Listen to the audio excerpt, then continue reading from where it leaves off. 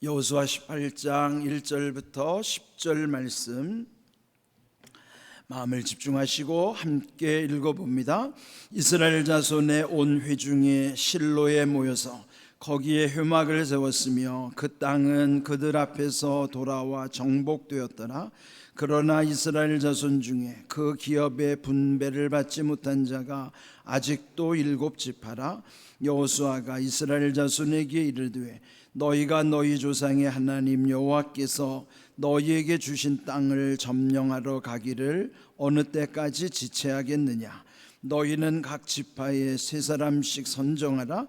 내가 그들을 보내리니 그들은 일어나서 그 땅에 두루 다니며 그들의 기업에 따라 그 땅을 그려가지고 내게로 돌아올 것이라. 그들이 그 땅을 7부분으로 나누되 유다는 남쪽 자기 지역에 있고 요셉의 족속은 북쪽에 있는 그들의 지역에 있으니 그 땅을 7부분으로 그려서 이곳 내게로 가져오라. 그러면 내가 여기서 너희를 위하여 우리 하나님 여호와 앞에서 제비를 뽑으리라. 레위 사람은 너희 중에 분깃이 없나니 여호와의 제사장 직분이 그들의 기업이 됨이며 갓과 루벤과 므낫세 반지파는 요단 저편 동쪽에서 이미 기업을 받았나니 이는 여호와의 종 모세가 그들에게 준 것이니라 하더라. 아멘. 우리 날마다 새벽에 하나님의 음성을 듣습니다. 그는 성경을 통해서 하나님의 음성을 듣는 거예요. 오늘 주신 말씀도 그저 과거에만 있었던 사건이 아니고 오늘 이 시대에 내게 주시는 하나님의 약속이고 또 그것이 깨달아지면 응답의 말씀으로 내게 다가온다는 사실을 믿으셔야 합니다. 그 믿음으로 오늘도 이 말씀을 집중할 수 있기를 바랍니다. 오늘 18장에 보면은요, 나머지 지파들, 아직 분배받지 않은 나머지 7지파들에 대한 땅 분배에 관한 말씀입니다. 오늘 여기 말씀에서 먼저 좀 생각해야 될 말씀이 1절이에요. 이스라엘 자손의 온 회중이 실로에 모여서 거기에 회막을 세웠다. 근데 여기 지금 실로라고 하는 곳을 여기서 강조하죠. 그런데 회막을 이쪽으로 옮기게 된 것, 이전까지 그 회막이 어디 있었어요? 여러분 아시는 것처럼 그들이 요단강을 건넌 다음에 처음에 그 길갈이라고 하는 성읍에서 그 하나님께 감사함으로 기념비를 세웠던 사건이 있었죠. 근데 여호수아 4장에 나오는 말씀이에요. 그리고 그 요단강 중앙에 있는 돌을 12개, 그 12지파에서 각각 하나씩의 돌들을 메고 와가지고 길갈이라고 하는 그 성읍에서 그 12돌을 쌓는 거예요. 그 12돌을 쌓는 까닭은 그것을 이제 그들이 요단강을 건너게 하신 하나님의 은혜를 기억하고 감사함으로 기념비를 쌓는 것입니다. 근데 거기 중요한 거는 그 길갈이라고 하는 뜻이에요. 길갈이 무슨 뜻인가 하면은 구른다는 뜻이에요. 굴러간다 그런 뜻이에요. 그 굴러간다는 의미가 뭐냐면은 그들이 이전에 애굽에서 400년 노예로 살았었는데 그 애굽의 수치가 굴러간다는 거예요. 그 굴러간다는 의미는요, 우리도 많이 인생에서 경험하는 거예요. 잘 모르겠죠. 우리 인생을 비유하건대 기승전결로 이렇게 되게 보통 이렇게 표현해요. 그러니까 기라고 하는 거는 한문으로 일어날 기자를 쓰는 거예요. 그러니까 뭐든지 뭔가 일어나는 것이죠. 시작이 되는 거예요. 기, 일어나는 것이 승은 이어간다는 이을 승자예요. 그러니까 뭔가 발단이 된 것이 계속 이어지다가 그 다음이 전이라는 전자가 구를 전자예요. 굴러간다는 거예요. 그리고 마지막 결이 결론, 결과라는 뜻이에요. 그러니까 인생은 우리의 삶의 맥락 속에서 기승전결로 계속 이어지는 거예요. 하루에 요 조그만 하루라고 하는 맥락 속에도 기승전결이 있고 또 큰 흐름 속에서 우리 인생을 놓고 봐도 거기에 기승전결이 있어요. 그러면 마지막 인생의 기승전결이 뭘까요? 크게 보면 우리의 결론은 천국이라고. 천국에 이르는 큰 결론에 이르기 전에는 매일 삶 속에도 기승전결이 있고 한 달, 1년 우리의 모든 삶 속에는 다 기승전결로 이어져 가는 거예요. 근데 그 중에 중요한 게 뭐냐면 결론이겠죠. 근데 결론에 이르기 앞서 전이라고 하는 게 굴러간다는 것인데 그게 어디로 굴러가느냐가 중요해요. 그렇죠? 굴러가는 것이 좋은 쪽으로 굴러갈 수도 있고 안 좋은 쪽으로 굴러갈 수도 있어요. 그래서 인생은 항상 뭐라 그래요? 반전의 연속이라고 그랬죠. 여러분 드라마를 보면은 막 예측을 할 수 없이 막 상황이 휙휙 바뀌죠? 그게 반전이에요. 반전이 많은 드라마에 사람들이 막 쏙 빠져들어가는 거예요. 왜? 예측할 수가 없어요. 도대체 다음에는 내가 생각할 수 없는 또 이상한 일이 벌어지고 있는 거예요. 인생은 그런 거예요. 내 뜻대로 안 돼요. 그래서 우리는 이 굴러가는 방향이 중요한 거예요. 어디로 굴러가느냐. 좋은 쪽으로 굴러가면 좋지만 나쁜 쪽으로 굴러가면 그게 계속 나쁜 쪽으로 굴러가다 보면 그 결론은 지옥이라고. 그러니까 우리의 인생의 기승전결이 중요한데 길갈이라는 뜻이 뭐냐? 굴러간다. 우리말로 한번 뒤집어 생각해보세요. 길갈 뒤집어 뭐야? 갈 길이란 말이야. 우리가 갈 길로 자꾸 굴러간단 말이에요. 이게 그러니까 굴러가는 쪽으로 가고 있는 거예요. 그러니까 우리 인생의 이 길갈이라는 곳이 중요한데 그 길갈에 중요한 게 뭐냐면은 애굽의 수치를 굴려주신다는 것은 좋은 뜻이죠. 왜요? 굴러감으로써 다 그 옛날의 수치들이 벗겨지게 하는 거예요. 근데 여러분 굴러간다는 것이 나쁜 것만 벗겨지는 게 아니에요. 대개는 눈덩이는 굴르면 굴릴수록 눈은 굴을수록 눈덩이가 되듯이 굴러간다는 거는요 거기에 뭔가 들러붙기도 하고 떨어져 나가기도 해요. 근데 뭐예요? 들러붙는 건 좋은 게 들러붙어야 되고 나쁜 거 떨어져 나가는 건 나쁜 게 떨어져 나가야 그게 진짜 좋은 반전이라고. 근데 길갈의 의미는 좋은 반전이에요. 길갈 굴러간다. 저는 오늘 이 말씀을 묵상하면서 기가 막히게 야 인생의 기승전결 중에서 이 길갈은 전에 해당되는 거구나. 굴러가는 반전의 역사예요 그게. 그런데 여러분의 삶 속에 길갈의 은혜가 있어야 돼요. 길갈의 은혜는 뭐냐면 반전 중에도 좋은 반전을 의미하는 거예요. 뭐요? 수치는 벗겨지게 하시고 좋은 것이 자꾸 붙어 나가게 하시는 거예요. 그 여러분 인생 속에 나쁜 쪽으로 굴러가면 안 되잖아요. 좋은 쪽으로 굴러가야지. 그게 바로 길갈의 의미라고요.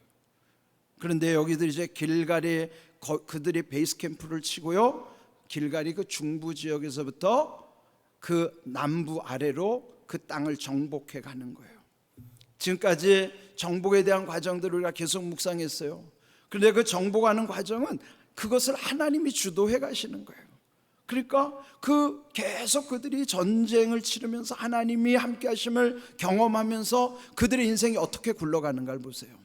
하나님이 좋은 쪽으로 굴려가게 하시는 거예요. 지금 우리는 이런 길갈에서 좋은 쪽으로 반전하게 하시는 굴러가게 하시는 하나님의 은혜를 보는데 자 오늘 18장에는 마침내 어디로 굴러오는가? 거기가 바로 실로라고 하는 곳에 굴러와 있는 거예요. 실로라는 것은요 그 지명으로 보면은 이 전에 있었던 길갈은 요단강을 건너면서 바로 직전에 있는 성읍이라고 그러면은 실로라고 하는 것은 그 조금 북쪽 위에 정중앙에 전체 영토로 보면은 한 가운데 위치하는 곳이 실로라고 하는 곳이에요. 그런데 실로라는 뜻이 중요하죠. 실로는요 안식이라는 뜻이에요. 그 안식의 의미는 우리에게는 안식일의 약속도 있지만 지난주일 말씀처럼 여러분 결국은 이 길갈의 반전이 어디로 가는가 하면 실로라고 하는 안식을 향해서 왜냐하면 안식 속에는 우리에게 회복의 은혜를 통해서 점점 강하게 하시는 하나님의 뜻이 있는 거예요. 그런데 여기 실로에 뭘 두었는가? 회막을 세웠다. 회막이라는 말씀이 무슨 뜻이에요? 한문으로 회자가 만날 회자예요. 만나주시는 막이란 말이에요. 텐트. 영어로 보면 그 텐트 오브 미팅이라고 써 있어요. 미팅하는 텐트예요. 거기가 하나님이 만나주시는 곳이 회막이에요. 그러니 예전에는 성막, 거룩한 천막이라는 뜻이죠. 그런데 거룩한 성막이 회막이라고요. 똑같은 뜻이에요. 하나님이 만나주시는 곳. 그러니까 오늘 교회도 여기 왜 와요? 하나님이 만나주시는 약속을 가지고 오는 거예요. 오늘 이 회막은 오늘 교회를 상징하는 거예요. 그러니까 새벽마다 이렇게 오늘 보니까 새로운 얼굴들이 좀 계시네. 잘 오셨어요. 이렇게 여러분, 이 회막이 하나님 만나주시는 은혜 가운데 여러분이 참여한다고 하는 게 얼마나 중요한 것일까. 그런데 거기가 바로 길갈에서부터 굴러와서 실로라고 하는 안식에 하나님이 그 약속을 이루시는 곳이에요. 그런데 여기 이제 실로에 와서 주시는 이제 여기서 오늘 핵심은요, 아직도 7지파, 분배받지 못한 7지파들을 향해서 3절을 보시면은 이렇게 말씀하시죠. 너희 조상 하나님 여호와께서 너희에게 주신 땅을 점령하러 가기를 어느 때까지 지체하겠느냐. 지체한다는 게 뭐예요? 소극적으로 반응하는 거예요. 관심이 덜한 거죠. 이미 앞에서 지파들이 분배된 건요, 유다라고 하는 큰 지파와 또 요셉이라고 하는 큰 지파예요. 어떻게 보면 주류에 해당하는 메이저 그룹이라고 말이에요. 그럼 나머지 7지파는 어떻게 보면 소외감을 느낄 수 있어요. 그들은 뭐 다 대단하게 이렇게 분배받았는데 자기들을 보면 좀 위축될 수도 있지만은 소극적인 거예요. 이때 여호수아가 그들에게 아주 좀 책망하듯이 말씀하는 것이죠. 근데 여기 중요한 말씀은 하나님이 주신 땅인데 왜 지체하느냐? 그럼 무슨 뜻일까요? 이미 하나님이 우리에게 주신 은혜를 우리가 취하지 않으면 하나님의 은혜가 헛될 수도 있어요. 우리가 늘 기도해야 되는 것은 하나님이 은혜를 주셨어도 우리가 은혜에 합당해야 되는 거예요. 자기가 은혜에 합당하지 않으면 아무리 하나님이 은혜 주셨어도 그 주님의 은혜를 그 사람은 누릴 수가 없는 거예요. 하나님이 우리에게 주신 은혜는 어제 새벽에 말씀드린 것처럼 빙산의 일각이라고 했어요. 우리가 경험하는 은혜는 빙산의 일각이라는 것은 일각이랑 뿔 하나에 해당한 거고요. 그 빙산 본체는 물속에 잠겨져서 보이지도 않아요. 엄청난 거죠. 보이지 않는 은혜가 더 큰 거단 말이에요. 우리가 보는 은혜보다 보이지 않는 은혜가 더 크고 우리가 누리는 은혜보다 아직도 누리지 못한 은혜가 더 크다는 거예요. 왜요? 지체하기 때문에. 우리가 소극적이기 때문에. 이미 주신 땅, 주신 은혜임에도 불구하고 이 말씀을 우리에게 적용하면 하나님이 놀라운 은혜, 큰 은혜 주셨는데 너는 아직도 왜 그 은혜를 못 누리냐 이 말이에요. 왜 은혜를 너는 네가 차지하지 못하고 있느냐는 말이에요. 그러니까 여러분 생각하세요. 그냥 불평하고 사는 것이 아니라 우리에게 주신 은혜가 놀랍다는 거예요. 그 은혜는 얼마나 어떤 은혜인지 우리는 알지도 못해요. 그런데 그런 은혜를 여러분의 은혜가 되게 하려면 은혜에 합당하게 여러분이 살아가셔야 된다. 그러면서 여기서 이제 지침을 주는 겁니다. 그 아직 분배되지 않은, 분배받지 못한 7지파에게 각각 3사람씩을 선정하라. 그러면은 7지파니까 21명이죠. 그러니까 그들을 이제 아직 분배받지 않은 땅, 하나님이 주신 땅으로 보내는 거예요. 가가지고 어떻게 하는가? 4절을 보시면요, 4절 셋째 줄, 그 땅을 두루 다니면서 그 기업을 따라 땅을 그려가지고 내게로 돌아올 것이라. 두루 다니라는 거예요. 그 21명이 가서 두루 살펴보겠죠. 그러면은 현장에 가야 비로소 눈이 열리는 거예요. 현장이 중요하다고요. 그러면은 그들이 현장에 가서 살펴볼 거 아니에요. 그런데 여기 21명 7지파가 대표로 가서 두루 다니면서 해야 될 거면 그 땅을 그려가지고 오라는 거예요.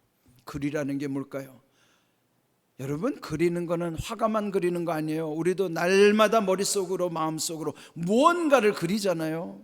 그린다는 거는 우리 안에 품는 거예요.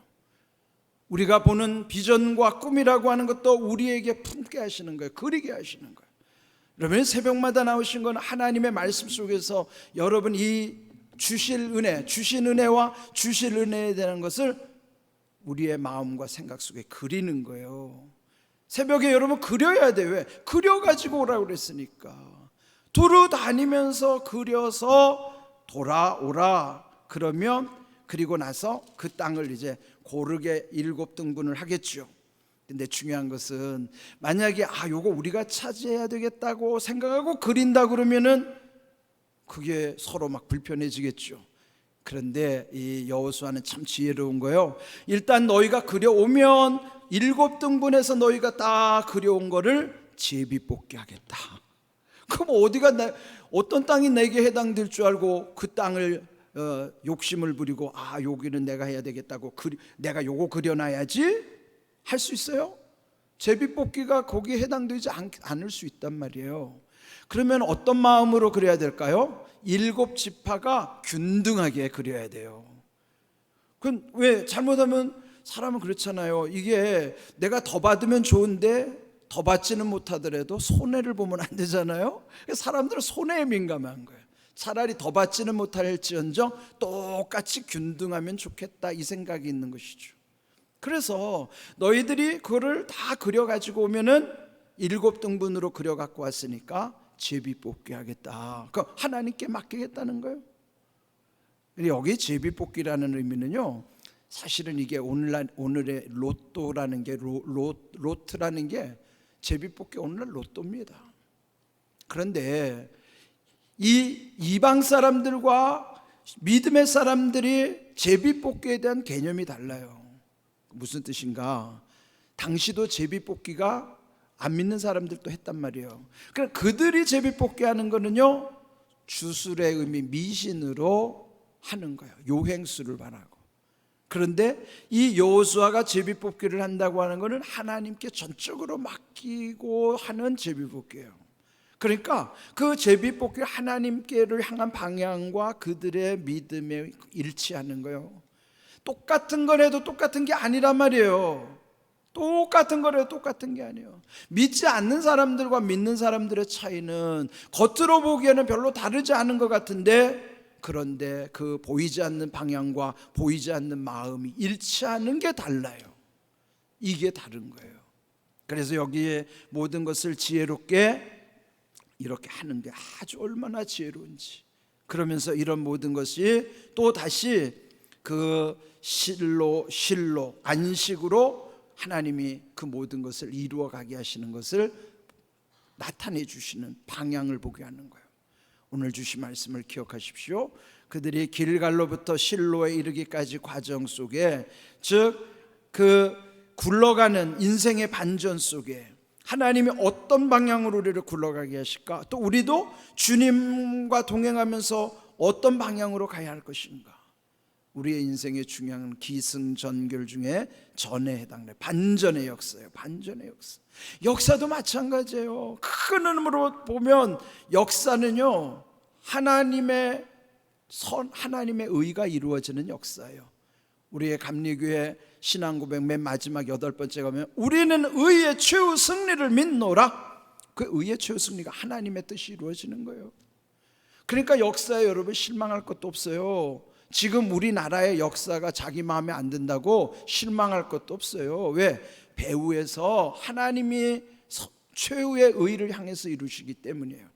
그거를 우리는 뭐냐면 모든 것이 사필귀정으로 가는 겁니다. 만사가 필이 돌아가는데 어디로 가면 정으로 돌아가요. 바른 길로 돌아가는 거예요. 그 길을 위해서 지금도 물극필반 모든 만물은 극에 달하면 필 반드시 반 뒤집어진다.